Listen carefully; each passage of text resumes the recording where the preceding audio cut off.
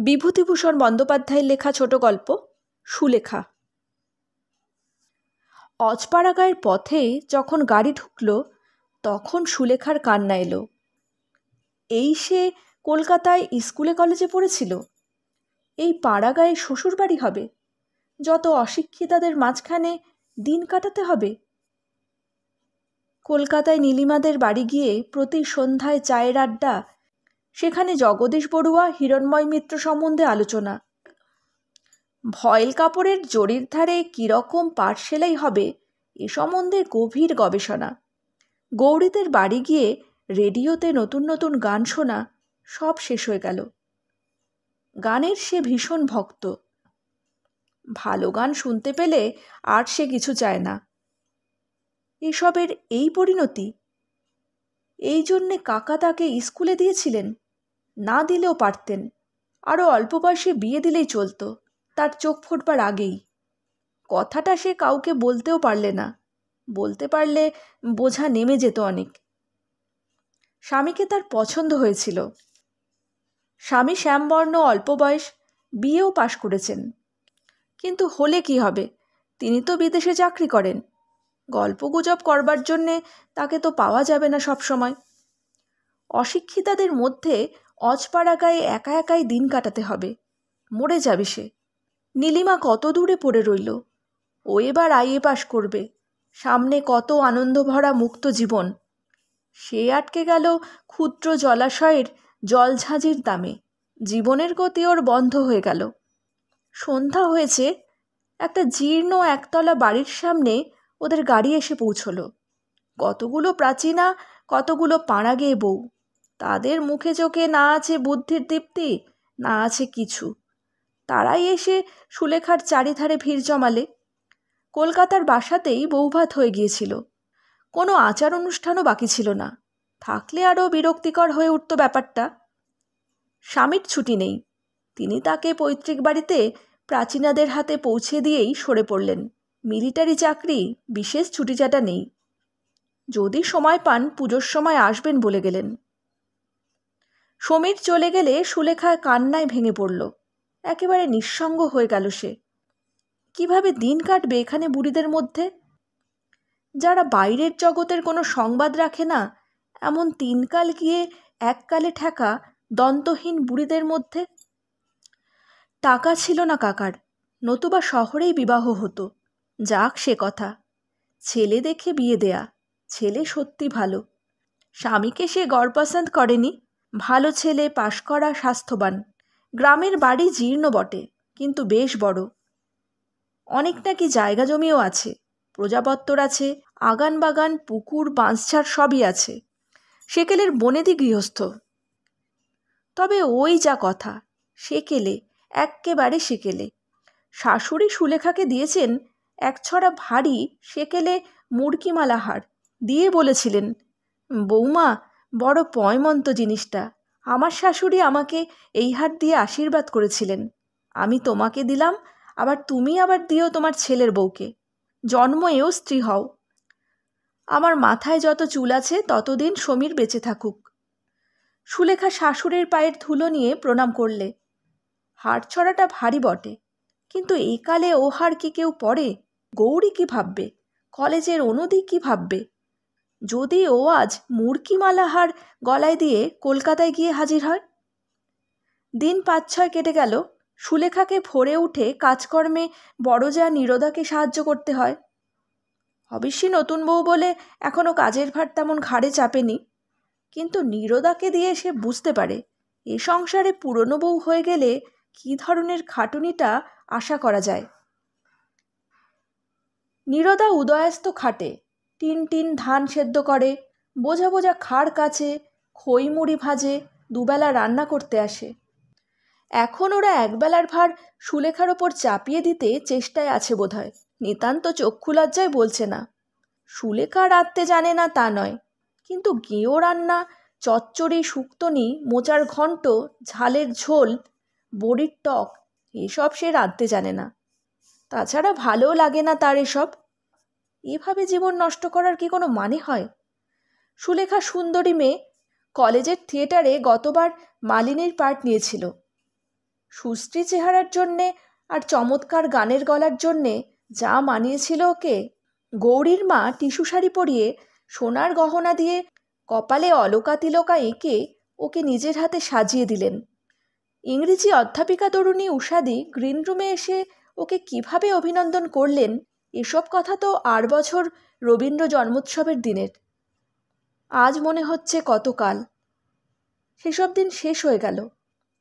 এর চেয়ে তার নাই বা বিয়ে হতো, থাকতো সে উষাদির মতো, নলিনীদির মতো, মিস সেনের মতো, মিস বিন্দুবালা গাঙ্গুলির মতো অবিবাহিতা।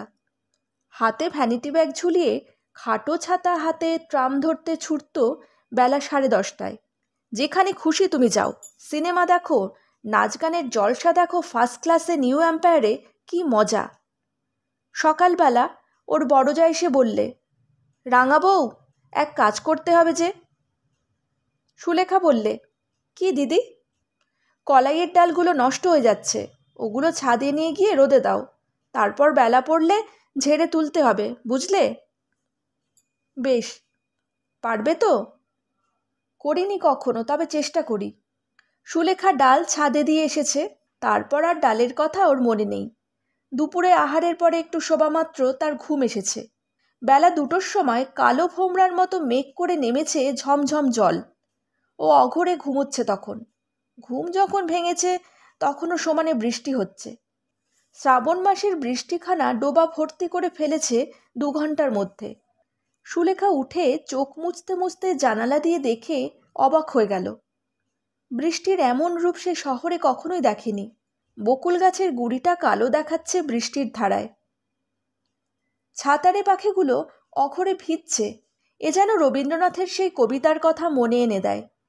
এদের কোনো ব্যবস্থা নেই। এই সময় খেতে হয় গরম গরম চা। সে নতুন বউ, চা তৈরি করতে যেতে পারে না। কিন্তু কারো কি সেদিকে দৃষ্টি আছে? না কেউ কিছু বোঝে? ও মা গো, ওদের বাড়ির বুড়িটা কি করে ভিজছে এই জলে, নারকোল পাতা কুড়োতে। পাড়া গেয়েদের কাণ্ডই আলাদা। এমন সময় ওর যা ঘরে ঢুকে বললে, রাঙা বউ, ডালগুলো তুলেছিলে ছাদ থেকে? সর্বনাশ! সে কথা তো একদম মনে নেই সুলেখার। লজ্জায় তার সুন্দর মুখ লাল হয়ে উঠল। অপ্রতিভ সুরে বললে, এই যা, সে কথা তো মনে নেই দিদি, এক্ষুনি আমি যাচ্ছি ছাদে। লজ্জায় সুলেখার মনে হচ্ছিল সে মাথা কুটে মরে। এইসব অশিক্ষিতার দল তাকে কীরকম আনাড়ির মতোই না মনে করছে। তাকে স্মার্ট বলে সবাই জানতো কলেজে। সুলেখা ধড়মড় করে উঠে ছুট দিল ছাদের দিকে। ওর যা সস্নেহে ওর দিকে চেয়ে বললে, ছুটতে হবে না রাঙাবউ, বসো বসো। বসবো কি দিদি, ডাল যে ভিজে নষ্ট হয়ে গেল। সে কি এখনো ছাদে আছে ভাই? তুমি ঘুমোচ্ছিলে যখন বৃষ্টি এলো, সে আমি তুলে আনলুম যে। কৃতজ্ঞতায় সুলেখার সুন্দর চোখের দৃষ্টি বিনত হয়ে এলো। সত্যি ভালো লোক বটে তার যা, মজা দেখবার মতো লোক নয়। ও বললে, বাঁচলুম দিদি, ধন্যবাদ, তুমি আমাকে লজ্জার হাত থেকে বাঁচালে। সুলেখার যা মুখে কাপড় দিয়ে হেসে বললে, রাঙা বউয়ের থিয়েটারি ধরনের কথা শুনে হেসে মরি, ও মা গো। এ একটা মস্ত বড় পরাজয়ের দিন বলে সুলেখা মেনে নিলে। ডাল কখনো তোলেনি সে, অত শত তার মনেও থাকে না পাড়াগাঁয়ের লোকের মতো। সেদিন সন্ধেবেলা ও পাড়ার কামিনী এসে বললে, কি হচ্ছে গো বৌদিদি? চুল বাঁধছি, এসো ঠাকুরজি, চুলের দড়িটা ধরো তো। গান করবে? সন্ধেবেলা গান করলে শাশুড়ি আমায় ভালো চোখে দেখবেন? একেই তো আনাড়ি হয়ে আছি এ বাড়ির মধ্যে। সে হবে না ভাই, তবুও তো তুমি আজ প্রথম বললে গানের কথা। কেউ বলেনি বুঝি তোমায় বৌদিদি? কে আর বলছে। এই সময় সন্ধ্যার অন্ধকার নেমে এলো ঘন হয়ে। কামিনী চলে যাবার জন্যে বাইরে এসে দাঁড়ালো। বললে, চলি আজ বৌদিদি, আর একদিন আসবো। এক পশলা বৃষ্টি হয়ে গিয়েছে সেদিন বিকেলে। সুলেখার ঘরের জানালার ঠিক বাইরে নেবু গাছে নেবু ফুল ফুটেছে। বৃষ্টি সজল অপরাহ্নের বাতাসে ভুরভুরে নেবু ফুলের গন্ধ। বড়জা নীরদা ওর ঘরে ঢুকে বললে, কি হচ্ছে রাঙা বউ? আসুন দিদি, কি আর হবে, এমনি বসে আছি। রান্নাঘরে চলো, 2টো ডাল ভাজবো, তুমি বসে বসে কুলোয় ঝাড়বে। আচ্ছা দিদি, সব সময় এসব কাজ তোমাদের ভালো লাগে? একটু অন্য রকমের কাজ, একটু ভালো কাজ। নীরদা হেসে বললে, সময় নেই ভাই, দেখছো তো সংসারের কাজ নিয়েই তো বেহাতি, ওরই মধ্যে সময় করে নিতে হয়। বিরক্তিতে সুলেখার মন ভরে উঠল। এমন সব অশিক্ষিতাদের মধ্যেও সে এসে পড়েছে। এরা শুধু জানে ডাল ভাজতে আর ভাত রাঁধতে, শুধু খাওয়া আর খাওয়া। নীরদা বললে, তুমি তো রাঙা বউ নতুন এসেছো, এখন প্রথম প্রথম তোমার খারাপ লাগবে, এরপরেই আবার লাগবে ভালো, তখন অন্য কিছু করতে মন যাবে না। সুলেখা মনে মনে বললে, সেদিন আমার জীবনে হঠাৎ না আসুক। চক্ষু লজ্জার খাতিরেও ওকে নিয়ে ডাল ভাজতে বসতে হলো রান্নাঘরে। 2 ঘন্টা সে কি খাটুনি। নীরদা ডাল ভেজে দিচ্ছে আর ও আনাড়ি হাতে কুলোতে ঝাড়ছে। অনেক রাত্রে ঘুম চোখে সুলেখা এসে যখন বিছানায় শুয়ে পড়ল, তখন তার মন অবসাদে ও ক্লান্তিতে ভেঙে পড়েছে। কি কর্মফলে এমন সংসারে সে এলো। অনেক রাত্রে সেদিন ঘুম ভেঙে উঠে সুলেখা শুনলে কে গান গাইছে। সুলেখা উৎকর্ণ হয়ে শোনবার চেষ্টা করলে। গুনগুন করে কে গান ভাজছে, নিপুণ কণ্ঠের আলাপ। ও ভাবলে, বারে, এমন জয় জয়ন্তী আলাপ করে কে? সুলেখা নিজে গায়িকা। সে বুঝলে যে এই গুনগুন সুরে আলাপ করছে সে নিপুণা গায়িকা। সুলেখা অমন আলাপ করতে পারলে নিজেকে ওস্তাদ মনে করত। কিন্তু এই কি সম্ভব? এখানে কে গান গাইবে এমন? সুলেখা আরও শোনবার জন্যে বাইরে এসে দাঁড়ালো। সেই সময় গানও হঠাৎ বন্ধ হয়ে গেল। যে গাইছিল সে অন্যমনস্কভাবেই এক টুকরো গান অল্প একটু সময়ের জন্যেই গাইছিল, ঠিক গান গাইবার জন্যে নয়। সুলেখা ঘুম ও বিস্ময় জড়িত চোখে এসে শুয়ে পড়ল। সকালে উঠে এ ঘটনার কথা ওর মনে ছিল না, কিন্তু একটু বেলা বাড়তেই মনে এলো রাত্রের সেই অস্পষ্ট জয়জয়ন্তীর সুর। তখনই সে মন থেকে ঝেড়ে ফেলে দিলে সমস্ত ঘটনাটা। স্বপ্নের ব্যাপার হয়তো সমস্তটা। গ্রামের ওপাড়ায় সুলেখা কখনো যায়নি। এবার একদিন ওপাড়া থেকে কয়েকটি মেয়ে এসে ওকে নিমন্ত্রণ করে নিয়ে গেল। তারা সকলেই এক বাক্যে সুলেখার রূপের প্রশংসা করলে, চা খেতে বসে রান্নাবান্নার গল্প করলে। এরা চোখ থাকতে অন্ধ নাকি? এমন যে সুন্দর লাইলাক রঙের জরিপার শাড়ি পরে আছে সুলেখা, তার দিকে কারো চোখ গেল না। কেউ বললেও না সে কথা। না বললে বিখ্যাত ছবি মায়ামুকুর সম্বন্ধে পুড়িয়ে খেতে একটা বাক্যি। সুলেখা ওদের কাছে মায়ামুকুরের গল্পটা করেছে। ওর সব গানগুলি সে গাইতে পারে এ কথাও জানিয়ে দিয়েছে। অথচ গান গাইতে বললেও না তাকে কেউ। হিরণময় মিত্রের গান সবগুলো। কে জানে না হিরণময় মিত্রকে, তার সুকণ্ঠকে। সুলেখার ইচ্ছে হলো এই মূঢ় অশিক্ষিতা মেয়েগুলোর সামনে একবার হারমোনিয়ামটা টেনে নিয়ে চাঁদের দেশের রাজকুমারীর কিংবা এবার ফাল্গুন এলে এসো এসোর অপূর্ব সুরপুঞ্জে ঘর ভরিয়ে দেয়। কারণ যে বাড়িতে ওকে নিয়ে গিয়েছিল একটা ভাঙা হারমোনিয়ামও ছিল সে বাড়িতে। একটি 11-12 বছরের ছোট মেয়ে বেসুরে একটা সেকেলে শ্যামাসঙ্গীতও গেয়েছিল, বোধহয় তাকেই বিশেষ করে শোনাবার জন্যেই। এ গ্রামে কেউ বোধহয় খবর রাখে না যে সে একজন গায়িকা। বাড়ি ফিরে দেখলে ওর যা তালের বড়া ভাজবে বলে তালের রস বার করছে। ওকে দেখে বললে, রাঙা বউকে কোথায় নিয়ে গিয়েছিলে তোমরা? মেয়ের দল বললে, তুমি তো আর যাবে না বড় বৌদি, তুমি গেলে অবশ্যই আজ খুব ভালো হতো, আমাদের সে ভাগ্যে কি আর আছে? নীরদা বললে, বসো সবাই, তালের ফুলুরি খাবে। রাঙা বউ, তুমি তালের গোলাটা করো, আমি কড়াই তেল চড়িয়ে দিই। একটি ধামা বড়া ভেজে যখন ওরা উঠল তখন রাত 9টা। মেয়ের দল ইতিমধ্যে 2-10টা বড়া খেয়ে চলে গিয়েছে।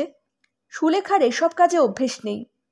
ঠায় বসে থাকা রান্নাঘরের গরমে কতক্ষণ পোষায়? এরা শুধু জানে ভোজনের তরিবৎ করতে সকাল থেকে রাত 12টা পর্যন্ত। মনে পড়ল ওদের কলেজের একজন অধ্যাপক বলেছিলেন, বাঙালির ঘরে রান্নার বন্দোবস্ত যে ধরনের, তাতে খাটুনি এবং আয়োজন যত বেশি, খাদ্যবস্তুর পুষ্টিকারক গুণ তত নেই। জিভে ভালো লাগানোর দিকে যত লক্ষ্য, খাদ্যের গুণাগুণের দিকে তত লক্ষ্য থাকলে আজ বাঙালির স্বাস্থ্য এত খারাপ হতো কি? বসে বসে শুধু নির্বোধের মতো একরাশ তালের বড়া ভাজা। ওর বড় যা রান্নাঘরে ওকে বললে, রাঙা বউ, আমার ঘর থেকে গামছাখানা নিয়ে এসো না ভাই, গা ধুয়ে নি কুয়োতলা থেকে, বড্ড গরম লাগছে বড়া ভেজে। সুলেখা বললে, আলো আছে তোমার ঘরে? নেই, হারিকেনটা নিয়ে যাও ভাই। বড়জার ঘরে ঢুকে গামছা খুঁজতে গিয়ে সুলেখার চোখে পড়ল একটা জিনিস। ঘরের ছোট্ট টেবিলটার ওপর একখানা খাম পড়ে আছে। অল ইন্ডিয়া রেডিওর ছাপ আছে তার উপরে। খামটাতে নাম লেখা আছে নীরজা সুন্দরী মিত্র, রায়গ্রাম বাহিরগাছি পোস্ট, জেলা নদিয়া। তাড়াতাড়ি সে খামখানা খুলে ফেলে পড়লে 17ই অগস্ট তারিখে নীরজা সুন্দরী মিত্রের গান আছে রেডিওতে। তারই চিঠি ও কন্ট্রাক্ট ফর্ম। উল্টে পাল্টে দেখলে সুলেখা, কোনো ভুল নেই কোথাও। নির্ঘাত রেডিও কন্ট্রাক্টের চিঠি। কিন্তু কার নামে? নীরজা সুন্দরী মিত্রই বা কে? একটা অস্পষ্ট সন্দেহ ওর মনে জাগল। তাই যদি হয়। তখনই সে রান্নাঘরে ছুটে এসে চিঠিখানা দেখিয়ে বললে, এ কার চিঠি দিদি? নীরজা সুন্দরী কে? ওর যা তাচ্ছিল্যের হাসি এসে বললে, দূর, ও আবার তুমি দেখতে গিয়েছো? আমারই নাম। নীরজা থেকে পাড়াগায়ে সবাই বলে নীরদা, কিন্তু মিত্র কেন? ঘোষ হবে তো। বিয়ের আগের নামটাই চলে আসছে রেডিওর আপিসে, ওরা আর বদলায়নি। ও কিছু নয় ভাই, রেখে দে। ঠাকুরপোকে বারণ করে দিয়েছিলাম, নতুন বউকে কথা বলো না, আমার লজ্জা করে। তাছাড়া আমার দাদারও বারণ ছিল, শ্বশুরবাড়ির গ্রামে এসব কথা জানলে কে কি বলবে। দাদা আমাকে গান শিখিয়েছিলেন কি না, হিরণময় মিত্র। নাম শুনেছ বোধহয়। বিখ্যাত গায়ক হিরণময় মিত্রের ছোট বোন ও শিষ্যা সুগায়িকা নীরজা সুন্দরী মিত্র তার সামনে বসে তালের বড়া ভাজছে। সুলেখা শ্রদ্ধায় ও স্নেহে নিজের আঁচল দিয়ে বড়জার মুখ মুছে দিতে দিতে বললে, একদিন দিদি জয় জয়ন্তী ভাজছিলেন তাহলে আপনি, অনেক রাতে। ঘুমের ঘোরে শুনে সেদিন পায়ের ধুলো দিন। তখন আমি ধারণাই করতে পারিনি। এতদিন বলা উচিত ছিল আমাকে। আমি কি করে জানব? বিভূতিভূষণ বন্দ্যোপাধ্যায়ের লেখা ছোট গল্প সুলেখা এখানেই শেষ হলো। যদি আমার গল্প পাঠ আপনাদের ভালো লেগে থাকে, লাইক, শেয়ার, কমেন্ট আর সাবস্ক্রাইবের মাধ্যমে চ্যানেলটির সাথে অবশ্যই থাকবেন।